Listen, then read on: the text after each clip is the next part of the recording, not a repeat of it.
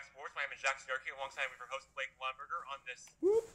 on this rainy slash sunny day here in Tampa, Florida, where it's just Same and here, great kind brother. of day down here in Tampa. So that's where we are in the weather, and let's get right to it into sports. So I want to talk about something important, Blake. So what I want to talk about for today's show, and I don't know if you heard this, Blake, but I want to talk about this situation with this Alabama player, Deshaun Hand, who got a DUI charge because he was sleeping in the Ooh. car, according to multiple reports in Tuscaloosa.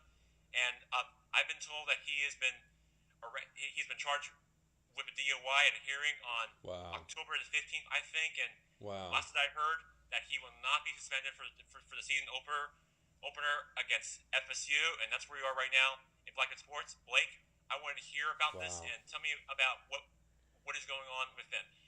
And just to give you a heads up, Blake, that Alabama has arrested at least 6 players in suspension in their program. So right now, that's Wow. where we are here on Blackjack Sports on this Wednesday. So I want to get your take on what this situation is with this player, on what he's doing with off the field. Well, Jack, you're the first person I've heard talk about this, so I don't know much about it. I do know this. It sounds like the recruiting climate is going to change at a school like this. I don't think Saban is going to put up with this for 1 second. So it sounds like these huge recruits might be headed down to East Mississippi Community College, Last Chance U, and they're going to find different guys. They've got so many guys that can play at that level that it's just next man up for them. Any other school that had this happens in South Carolina, they're in a tough spot. Alabama's got so many guys that can step up and play. I don't think it'll be a big deal for them. I do think that Nick Saban is a hard nosed guy enough to where he's going to send them. I don't know if they'll be there much longer. I don't think, especially with that many guys getting arrested, I don't think he's going to put up with it. I think they're going next man up. You get your chance. I agree, Blake. And let's talk about this for a second because I'm no attorney or any law enforcement person about this kind of case. I mean, we don't have any other details yet from what was going on and how this happened. I do know that what he should have done is stay in a hotel or catch an Uber or a taxi or Yes. whatever in this kind of case, Yes. but not sleep in the car. That is not okay, and that's the wrong thing to do. And that's something that you're going to be charged, or even drunk driving and that kind of thing about this car. And that's where we are right now in this case. And that is something that's the wrong thing to do, and nobody should do it. And that's what we're hearing from this case, from this player right now out of Tuscaloosa, for this player out of Alabama, and that's what we're hearing right now from the very latest of this Alabama football program.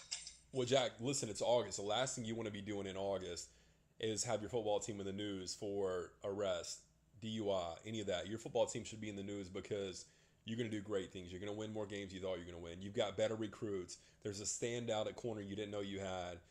You don't want to be in the news for people getting arrested for DUIs. This is not a good look for Alabama.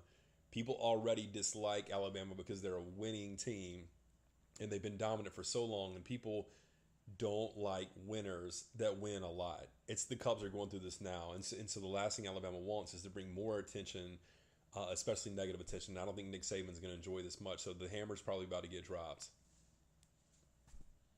You, you're right, Blake. It really is, and I think this program is, I think, headed slightly in the wrong direction. I mean, you look at Alabama in their 2 game stretch.